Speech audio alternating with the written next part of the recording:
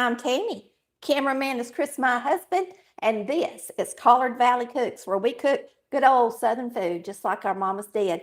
Today we're making a popular Southern classic, and that's the chess pie. Me and Chris actually like this chess pie better than buttermilk pie, and it's a personal preference. So I'm going to show you what's different about a chess pie compared to a buttermilk pie. I made one already today so that you guys could see me slice it and take a bite. But we're going to get one in the oven right quick, and I'm going to show you how to put it together. I really like them. And you know, you can freeze pies all day long if you decide to make more than one like I'm doing. All right, so this is in our master cookbook. It's recipe 435, chess pie. It's so easy. It just says whisk all the ingredients well and pour it into a pie crust and bake it. Now you can't get simpler than that. All of these ingredients should be something you already have in the pantry. And that's one of the reasons it's so popular. The name is so popular is because these are all ingredients that a mother would have had in her pantry. Years ago, they didn't keep their ingredients out in the cabinets of the kitchen. They had to keep them in what they called a chest. And she said that she thinks that it was called a chest pie. And then over the years, people just dropped the T.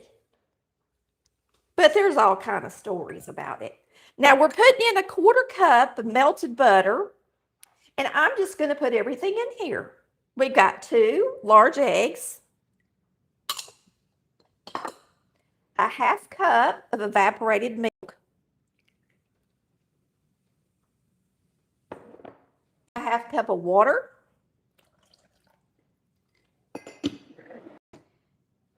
2 tablespoons of cornmeal. And this is self-rising cornmeal, okay? So there's a difference. It's got a little flour in it. Another big difference in the buttermilk and the chess pies, the chess pie has the cornmeal in it. And a buttermilk pie only has flour in it. My chess pie has both. Okay? So we're going to have 2 tablespoons of cornmeal and 1 tablespoon of flour. Now that flour helps thicken the pie, and the cornmeal actually floats to the top of the pie when it gets finished cooking. And I'm going to show you this crust. Will you hand me that, Chris?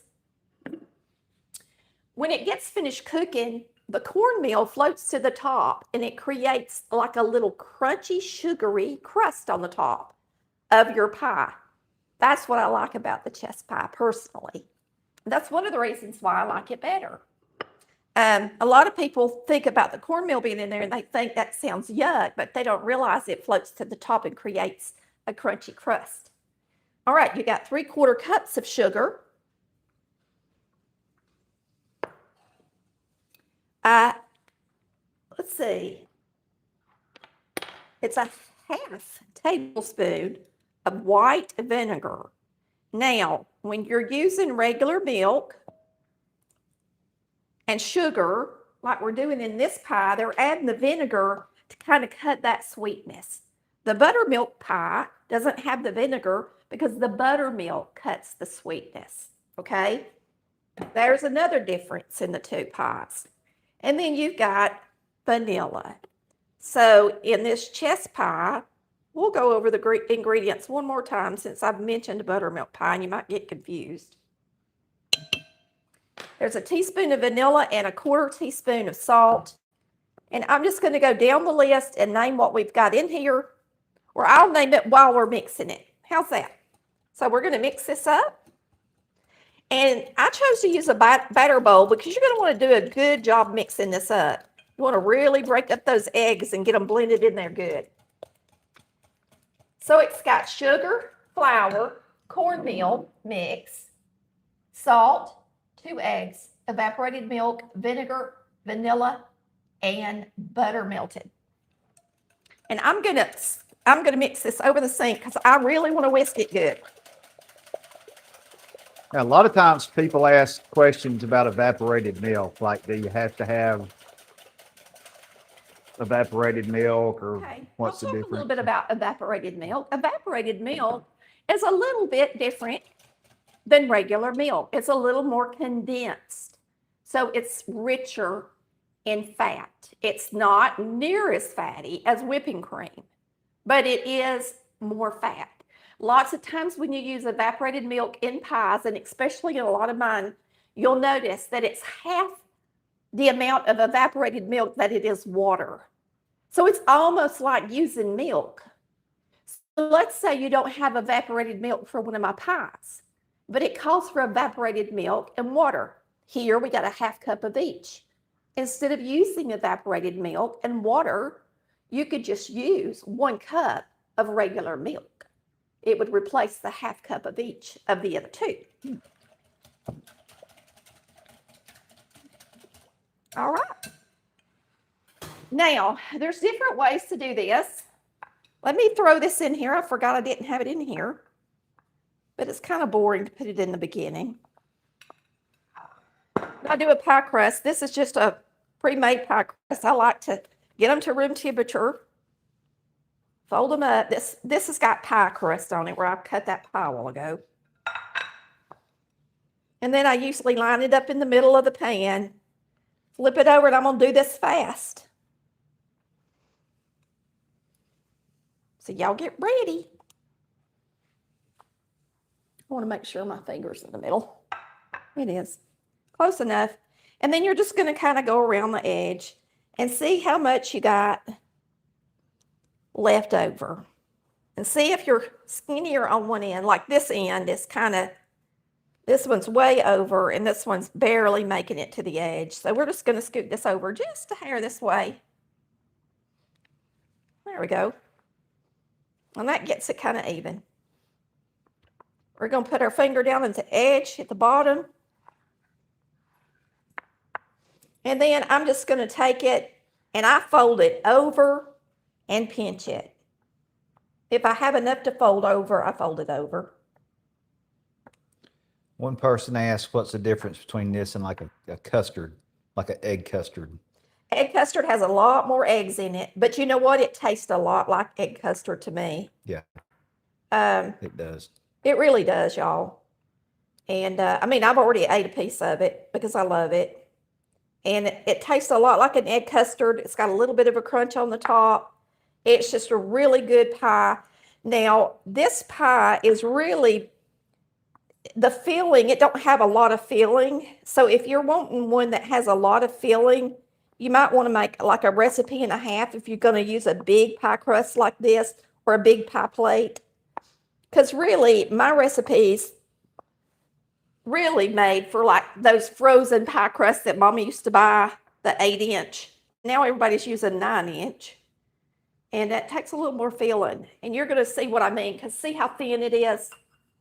And that's it in a 9-inch. But if it were in an 8-inch crust, it would be thicker than that. But that's enough sweetness for me anyway. Now, there's different ways you can do this. You can pour your liquid into your pie plate, and you can carry it over to the stove.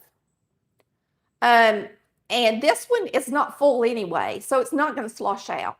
But let's say you're worried about it sloshing and messing up your crust. One person said in my comments last time that you could put it on this, fill it up, and take it to the stove this way, and it would keep it more stable. And that might be true, but then you've got a pan that it's sitting on to cook, and I don't know that it would get quite as brown on the bottom. It might. But let me show you what I do. And not everybody has a stove that you can pull out the thing. And if you don't, then you got to do this different. What I do is pull this out and pour it in. But if you don't have a stove that you can pull this out, then you're going to have to put it in a smaller cup like this and then pour it inside the oven, okay?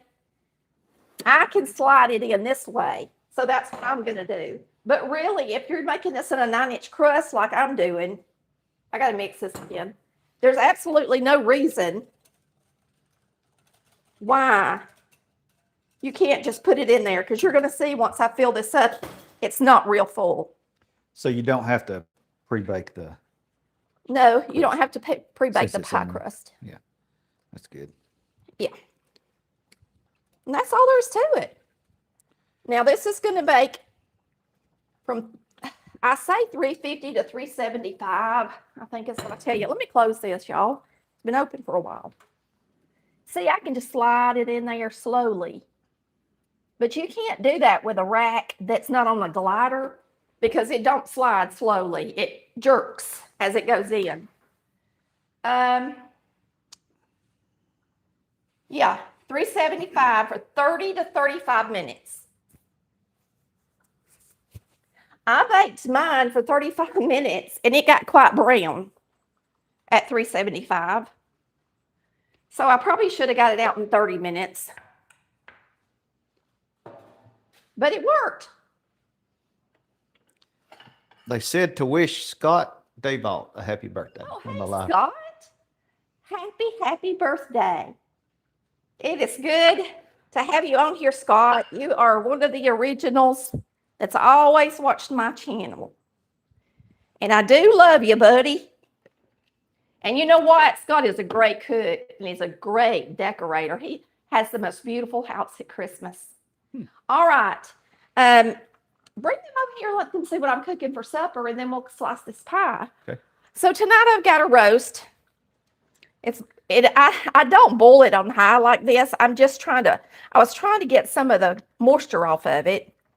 It's been sitting in here real slow cooking all day. And then I've got some great northern beans. So in the roast, there's carrots and potatoes, and then we got great northern beans. And that's what we're having for supper. And I guess I can use this spoon and show y'all how it looks. This thing's hot. Mm-hmm. Heat rises. Yes, it does. So I just got new potatoes in there and carrots. And those were the skinniest carrots. They were long and skinny. And then meat. And y'all know meat right now is ridiculous. So we have to treat this like gold. Mm-hmm. Me and Chris will eat on this at least 3 times. At least. At least. Tonight. 3 times tonight. No, not tonight. No. Oh, it looks so good. I'm ready to dig in. Yep. Okay. So let's get over here and get our pie slice. Let me get me a fork.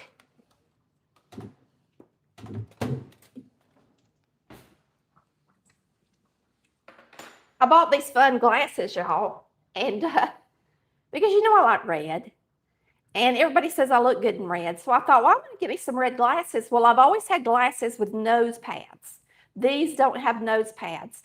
And I have the skinniest little nose. And so it needs to go up this way. I'm thinking about getting wax and putting on them. If y'all got a better idea, let me know. But I've bent this all I can bend it. And it's not coming up this way. It's because it has to sit on my nose. Anyway, I don't know what I'm going to do. Maybe you can get a bigger nose. I can't get a bigger nose. You know what's so weird? When men get older, their nose gets bigger. No. Yes. Amy. For real. But women's don't do that. Mm-hmm. That's the truth. Everybody knows it's true. What about their ears? I don't know about their ears. I don't pay attention to that. Ears. But their nose gets enormous. Who believes that? Can you give me a thumbs up on that one? All right, look at this delicious pie. And now we're going to have 2 of them. And it has that little bit of a crunch on the top.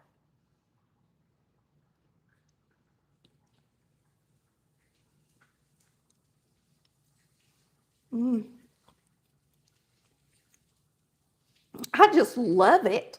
And no, it don't taste like vinegar. It's delicious. Yeah, that vinegar cooks off, I would guess. Oh my gosh, it's good. That was a good pie. It's so easy to throw together too. And I guarantee you right now, you got the stuff to make it. And if you don't have a pie crust, you can make one. Let me give you a tip on pie crust if you make it at home. If you mix up a pie crust at home, make sure you wrap it up in some plastic wrap and put it in the refrigerator for at least 30 minutes before you roll it out.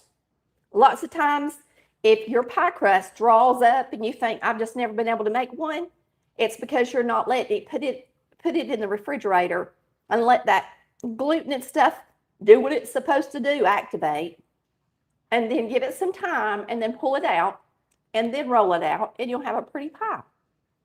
I hope y'all have enjoyed watching us. I'm too lazy to worry about all that. I just buy them pre-made. And my mama bought them frozen, and these actually taste better than the frozen ones. I hope y'all have a wonderful day. And tell me if your mama bought pie crusts or if your mama made pie crusts. We'll see you next time on Collard Valley Cooks, where we cook like our mamas did. Bye, y'all. Love you.